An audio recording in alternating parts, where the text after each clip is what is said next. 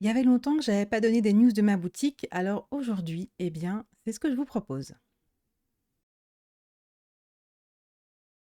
Bienvenue dans cette nouvelle vidéo. Si tu ne me connais pas encore, moi c'est Céline, je suis la créatrice de la marque Shidori Crea qui propose des cartes et des marque-pages.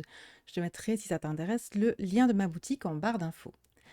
Aujourd'hui justement, je vais parler de ma boutique, du travail que je réalise autour de cette boutique et donner quelques petites news, infos, etc. Ce qui s'est passé ces derniers mois, ce qui va se passer très prochainement.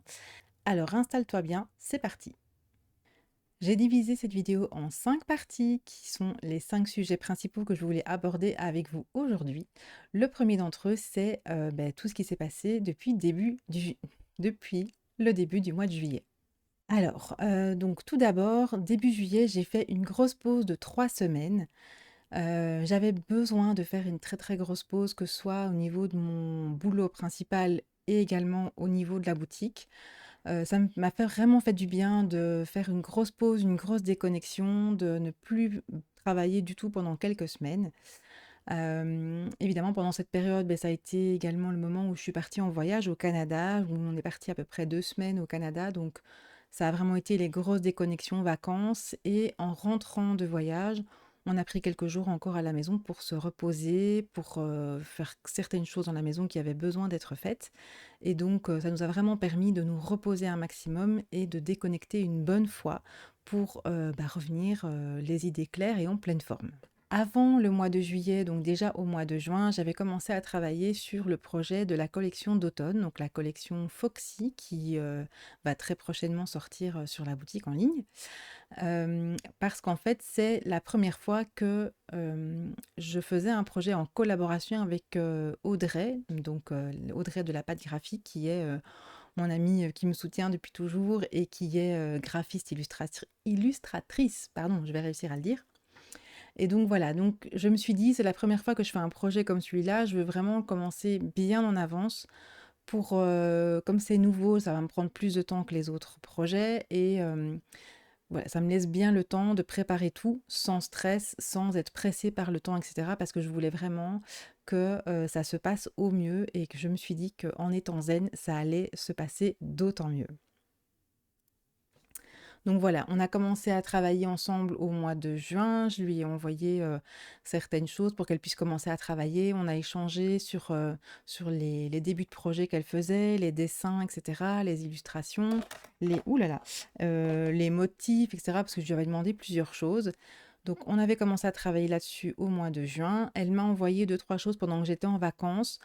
Heu, Comme ça me permettait de tout consulter. Donc elle me les avait envoyées sans attendre de réponse immédiate et cetera, puisque c'est vrai qu'on fonctionne comme ça, on a très, très bien fonctionné ensemble pour ça et donc voilà, elle m'avait envoyé pour que j'ai tout sous la main une fois que je reprenais le travail après, ma pause et que je puisse regarder ça à tête reposée et lui faire les retours et cetera. Donc dès, ma reprise, fin juillet, j'ai regardé à tout ça, on s'est mis d'accord et là, une fois que tout a été finalisé de son côté, eh bien, j'ai pu moi commencer à, fabriquer en fait de mon côté les éléments de la collection avec, tout ce qu'elle avait fait pour moi.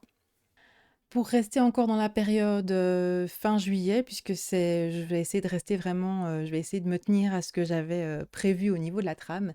Donc au niveau de la fin du mois de juillet, ce que j'ai également fait, je l'avais annoncé dans la newsletter, c'est que j'ai fait un gros nettoyage de la boutique en ligne. Donc j'ai supprimé tout ce qui est étiquette autocollante, étiquette, cadeau à suspendre. J'ai supprimé tous ces articles-là de la boutique. J'ai également supprimé les marque-places parce que c'est un article que j'avais fait pour 2 des collections et en fait, c'est un article que j'ai une fois vendu en marché de Noël qui avait très bien fonctionné, mais je me rends compte que en d'autres périodes de l'année, ça fonctionne pas trop, trop bien et puis j'ai pas eu beaucoup le temps de le mettre en avant et d'en parler et donc voilà, c'est les marque-places, c'est un produit que j'ai retiré de la boutique, mais qui reviendra peut-être dans l'avenir quand j'aurai la possibilité d'ajouter des nouveaux produits à mon assortiment et à les promouvoir correctement et à prendre le temps de les promouvoir correctement. Mais là, clairement, c'était pas possible. Et donc, j'ai retiré tout ce qui est étiquette autocollante, étiquette cadeau.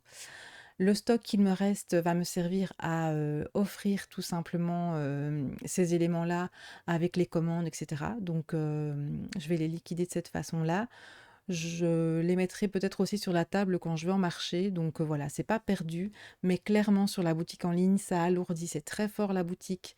Ça m'alourdissait l'esprit parce que ça me frustrait en fait de voir ces produits sur la boutique, de prendre le temps de faire les photos, de créer les fiches produits, etc. pour des articles qui étaient à 1 € au final, donc c'est vraiment un mini prix et de toute façon, j'en ai pas vendu du tout. Donc ça servait à rien de continuer avec ça, de laisser ça encombrer l'espace sur la boutique. Donc voilà, j'ai fait vraiment un gros nettoyage à ce niveau-là.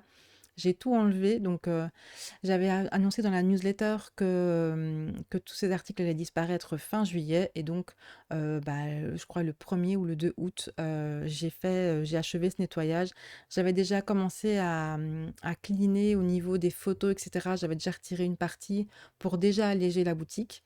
J'avais aussi, mis un petit peu d'ordre, au niveau des articles, j'ai corrigé certaines descriptions d'articles, parce que c'était pas fait correctement et il y avait pas assez de mots-clés dans les descriptions et cetera. Donc là, j'ai retravaillé ça aussi et alors, on a revu avec Audrey qui m'a donné un coup de main, on a revu les catégories de produits aussi pour coller, en fait, au fait qu'il y avait plus ces étiquettes sur la boutique. Donc voilà, là, ça a fait une grosse refonte.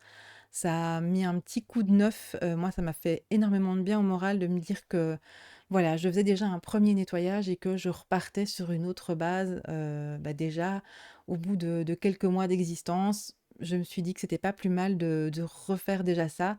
Ça, vraiment, ça m'alourdissait l'esprit et ça m'a fait beaucoup de bien de faire ce gros nettoyage-là de la boutique.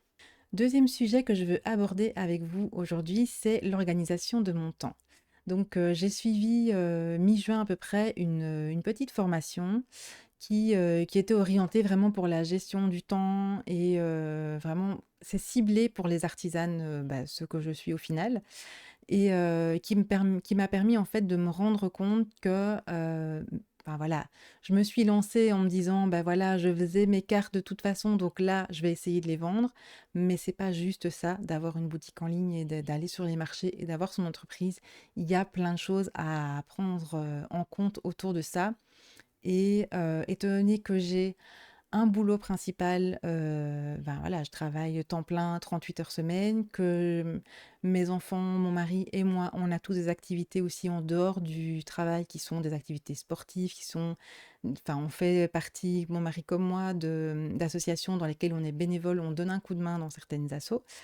Et si j'ai pas une organisation du temps, une gestion de mon temps vraiment prévue et nickel, je vais finir par perdre pied et avoir toujours l'impression que j'arrive pas au bout des choses. Donc vraiment, le suivi de cette formation m'a permis de clarifier tout ça, de trouver une méthode qui me permet de noter en fait le temps que je passe sur chaque élément.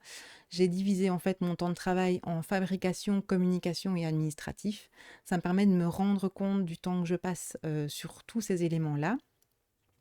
Euh, Également de me rendre compte aussi du temps total de travail que je passe, sur la boutique, sur les créations, sur les articles et cetera et ça me permet aussi de faire des to-do list beaucoup plus efficaces pour, me permettre d'avancer en fait de manière beaucoup plus optimisée. Donc plutôt que d'arriver à mon bureau et de réfléchir une demi heure en tournant en rond, en me demandant ce que je vais faire, là au moins je suis organisée, j'ai des to-do list avec des priorités et cetera et ça me permet en fait, de toujours faire quelque chose dès que j'ai, 20 minutes, dès que j'ai une demi heure et que je peux un peu me poser, je sais que je vais avancer et ça aussi au niveau de mon esprit, ça me donne un côté positif et ça me donne vraiment l'impression d'avancer et vraiment, ça m'a énormément aidée. Suivre cette formation et organiser mon temps de cette façon-là, ça me permet d'être beaucoup plus zen. Ça me permet d'être beaucoup plus zen aussi par rapport au rôle que j'ai repris dans l'école de danse. De pouvoir aussi organiser mon temps par rapport à ça et de ne pas stresser en me disant bah, ce jour-là, du coup, je travaille pas sur la boutique. Bah, c'est pas grave parce que tout est organisé et géré dans les temps. Troisième point que je vais aborder avec vous, là en fait, c'est pour vous expliquer un petit peu ce qui va se passer au mois de septembre. En fait, bon, ce n'est pas très grave, mais j'ai un petit problème de santé qui va nécessiter une intervention chirurgicale et donc qui va faire que je vais être 2 semaines immobilisée complètement au mois de septembre. Alors, techniquement, étant donné que la collection Foxy, donc la collection d'automne, était prévue pour sortie le 20 septembre, le fait d'avoir cette date d'intervention et de savoir que je vais avoir 2 semaines d'immobilisation, ça veut dire je peux pas produire, je peux pas faire de colis, je peux pas emballer, je peux rien faire. En fait, je vais rien savoir faire. Peut-être mettre mon PC sur mes genoux, mais comme je suis sur un PC fixe, ça marchera même pas. Donc voilà, ça me chamboule en fait le planning du mois de septembre et de la sortie de la collection. Donc, ce que j'ai fait, c'est que j'ai un petit peu réorganisé justement grâce à cette gestion du temps que j'ai eue et dont je parlais dans le deuxième point. J'ai réorganisé mon temps pour pouvoir sortir la collection avec 2 semaines d'avance. Étant donné que tout est prêt maintenant, il me reste une chose à faire, il me reste une chose à faire, c'est quand même encore pas mal, mais tous les produits sont fabriqués maintenant. Il me reste à faire le shooting photo. Je vais utiliser les fonds photos que j'ai achetés ce mois-ci pour faire mon premier shooting photo avec vraiment avoir des belles photos avec une belle lumière, des beaux fonds, quelque chose d'un peu plus pro que ce que je faisais jusqu'à présent. Et puis après ça, j'aurai les fiches produits à créer. Et alors, bah, j'ai déjà commencé un petit peu la communication, mais vraiment préparer la petite com et la newsletter qui va découler de la sortie de la collection. J'arrête pas de faire tomber cette boîte parce que je parle avec les mains, vous ne le voyez pas, mais voilà. Et donc, voilà, j'ai cette perturbation-là au mois de septembre. C'est vrai que ça me chamboule le planning, mais voilà, je sors du coup la collection un petit peu en avance par rapport à ce que j'avais dit. Et bah, j'espère en tout cas que ça va bien se passer. Du coup, je préviendrai que la collection va sortir plus tôt. Sur l'entrefaite, je vais devoir subir l'intervention. Donc, si jamais il y a des commandes qui arrivent, mais c'est genre une semaine et demie après la sortie de la collection, bah, je préviendrai simplement les personnes qu'il faudra attendre un tout petit peu. Après, ça se trouve, ça va aller et je vais être mobile plus vite que je ne le pense, mais sans savoir, je préfère prévoir ce laps de temps où ben voilà, je serai certainement un petit peu en pause, que ce soit au niveau de mes communications, au niveau des vidéos YouTube aussi, forcément, je vais pas pouvoir filmer, je pourrais pas faire du montage, etc. Donc je ferai certainement pas de vidéo pendant 2 voire 3 semaines. Ça se tirera du coup sur septembre et octobre parce que le temps que je reprenne le rythme après, que je filme et que je fasse les montages, bah, ça va pas reprendre tout de suite. Mais voilà, donc comme ça, bah, vous savez qu'il va y avoir une petite perturbation. Alors je le redis, ce n'est rien de grave, mais malgré tout, je dois prévoir une pause de minimum 2 semaines à ce moment-là. Quatrième point que je veux aborder avec vous, c'est la saison de Noël, puisque oui, nous sommes au mois d'août, mais je prépare déjà la saison de Noël. Alors, il faut savoir que là aussi, j'ai suivi une formation dédiée à la préparation de Noël et c'était chez la même formatrice que la formation sur la gestion du temps. J'ai suivi cette formation dès que je suis rentrée de vacances, donc au mois de juillet, j'ai suivi cette formation dédiée à Noël. J'ai édité, suite au suivi de cette formation, une to-do list, de toutes les choses que je dois préparer, prévoir, et cetera, pour préparer au mieux ma saison de Noël. Mais il faut savoir que je me suis fortement cadrée pour m'éviter la surcharge et que j'ai vraiment j'ai fait cette to-do list, j'ai tout rédigé et je l'ai mise de côté et j'ai décidé qu'elle resterait de côté et que je ne commencerai pas à travailler sur cette to-do list et sur cette saison de Noël tant que la collection d'automne n'est pas entièrement terminée et publiée. Donc, j'ai compté que normalement au tout début septembre, puisque la collection automne va sortir le 6 septembre, normalement tout sera prêt plus d'une semaine avant et donc je compte qu'au 1er septembre, je vais pouvoir commencer à travailler sur la saison de Noël, mais voilà, je vais pas commencer de rien. Je vais déjà commencer par cette to-do list-là. Les premières choses que je vais devoir faire directement au début de septembre, ça je l'ai déjà en tête, c'est que je vais devoir commander mes papiers pour pouvoir travailler par après.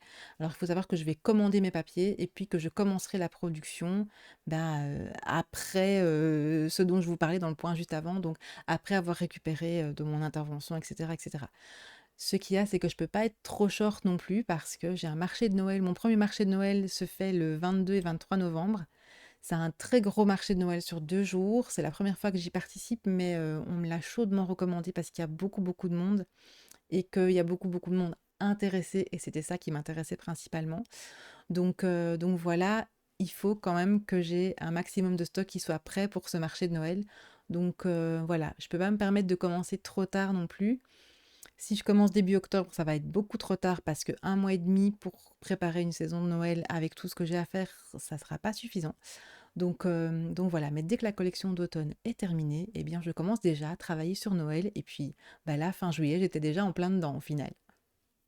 Dernier point que je vais aborder avec vous, je participe en fait à un salon ici. Je ne vais pas dire que c'est un marché, parce que c'est vraiment un salon le 31 août qui a lieu dans mon village en fait et qui est organisé pour promouvoir toutes les professions, enfin tous les commerces et artisans du village dans lequel j'habite. Alors, je dis que c'est un village, nous sommes quand même 11 000, c'est pas qu'on est un micro-village non plus.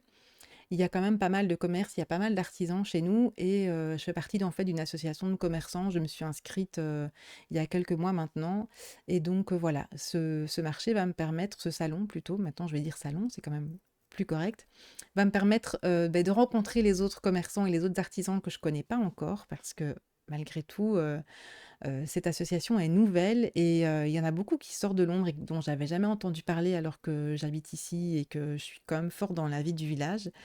Donc voilà, ça va me permettre de faire beaucoup de rencontres, de faire connaître aussi mon travail, de faire connaître, bah, voilà, mes créations et cetera. J'ai prévu de faire, j'ai prévu de fabriquer en fait, d'avoir les éléments pour fabriquer des cartes, sur place, ce jour-là et en fait, le fait de participer à ce salon eh bien, ça me demande aussi pas mal de travail en amont puisque, eh bien, j'ai prévu de refaire un petit peu l'affichage de mon stand puisque j'ai remarqué lors des derniers marchés que j'ai faits en avril et en mai, j'ai suivi aussi, j'ai regardé en fait pas mal de vidéos et j'ai regardé pas mal de conseils pour pouvoir améliorer le stand. J'avais noté toute une série de choses que je voulais améliorer et j'ai pas encore pris le temps de m'en occuper. Donc là, il faut vraiment que, enfin, c'est pas qu'il faut, c'est que je suis en train de le faire. Je revois un petit peu l'affichage, je vais ajouter des informations sur le stand et alors il y a une chose là, je l'ai même pas noté dans ma trame parce que du coup là, c'est intervenu hier. Hier soir, l'organisatrice en fait m'a contactée pour me demander de faire des flyers, enfin de donner en fait des flyers et des cartes de visite. Hem, chose que j'avais pas du tout prévue en fait, puisque j'ai pas du tout de flyers pour, mon entreprise, ça j'ai pas. Les cartes de visite, je les fais maison, je les fais moi-même. Donc j'en avais quelques-unes pour le stand, mais j'avais pas prévu en fait d'en donner en plus. En fait, l'association, a des présentoirs en fait, là où ils ont leur bureau et donc quand ils font des événements, quand ils organisent des événements ou quand ils vont dans certains commerces et cetera, ils partagent en fait, ils distribuent les flyers et les cartes qu'ils ont en leur possession et donc voilà, il y a également, au niveau de la maison communale, des présentoirs qui sont installés. En fait, c'est eux qui s'occupent directement d'aller, mettre ces flyers enfin, qui s'occupent en fait pour nous d'aller distribuer nos flyers et nos cartes de visite. Donc c'est assez intéressant pour me faire connaître dans mon secteur géographique en fait. Donc ça m'intéresse assez fort donc mais ça fait du boulot en plus, là, maintenant, en dernière minute. Donc on est le 20 août aujourd'hui et enfin, là, le salon a lieu le 31, donc eh bien, j'ai du pain sur la planche. Alors, au niveau du stand aussi, il y a une chose très importante que j'ai faite lors de la préparation de mon stock, parce que j'ai déjà actuellement préparé tout le stock que je vais prendre avec moi sur place pour le 31. Mais il y a une chose que je n'avais jamais faite, et en fait, j'ai repoussé cet élément assez longtemps parce que je voulais absolument faire des étiquettes avec mon logo, les faire à la Cricut, les découper, etc. Puis finalement, les semaines passent, je me décide pas. Donc ici, ce que j'ai fait, c'est qu'en fait, sur tous mes produits, j'ai mis une petite étiquette avec le prix de chaque article et j'ai écrit ça à la main sur des toutes petites étiquettes. Ça devenait vraiment nécessaire parce qu'en fait, au départ, j'avais pris le pli de mettre toutes mes cartes au même prix, de mettre tous les marque-pages au même prix. Enfin, un type d'article, tout était au même prix pour que ce soit facile. Ce qu'il y a, c'est que c'est pas très très cohérent puisqu'il y a certaines cartes où il y a plus d'éléments, il y a certaines cartes qui m'ont pris plus de temps à faire, certaines cartes qui clairement sont ultra simples et qui vont très vite à réaliser. Et donc, c'est vrai que de fil en aiguille, ben, j'ai des cartes avec différents prix et finalement, je me souviens plus. Au moment où le client est là, je me souviens plus que cette carte-là est à tel prix et que cette carte-là est à tel prix. Donc ce que j'ai fait, c'est que ce soit pour moi comme pour le client, pour que ce soit beaucoup plus clair, sur tous les articles, j'ai mis une petite étiquette avec le prix. Alors, j'ai écrit à la main, ok, c'est un peu artisanal, je ferai des belles étiquettes à la Cricut plus tard, mais au moins comme ça, c'est fait et ce sera beaucoup plus clair au niveau du stand. Ça, c'était super important, c'était vraiment quelque chose qui m'avait fort manqué lors de mes derniers marchés, que j'avais repoussé depuis lors. Et là, j'étais très contente d'avoir ajouté ces étiquettes sur mes articles avant ce prochain salon en fait. Voilà tout ce que j'avais à vous raconter aujourd'hui. J'espère que cette vidéo vous aura plu, que vous aurez eu pas mal d'infos en fait sur ce qui s'est passé ces derniers mois sur la boutique et aussi un petit peu sur ce qui va se passer le mois prochain et dans les mois à venir. Si la vidéo t'a plu, n'hésite pas à mettre un petit like, n'hésite pas à mettre un petit commentaire, même si c'est juste un emoji. Moi, je suis trop contente quand je vois vos pseudos dans les commentaires. Ça me permet de voir qui voit vraiment mes vidéos parce que clairement, avec juste le like, je ne me rends pas bien compte. Donc, n'hésitez pas à faire ça, en tout cas. Merci énormément d'avoir regardé la vidéo. Merci également pour votre soutien. Je fais plein de bisous et je dis à la prochaine.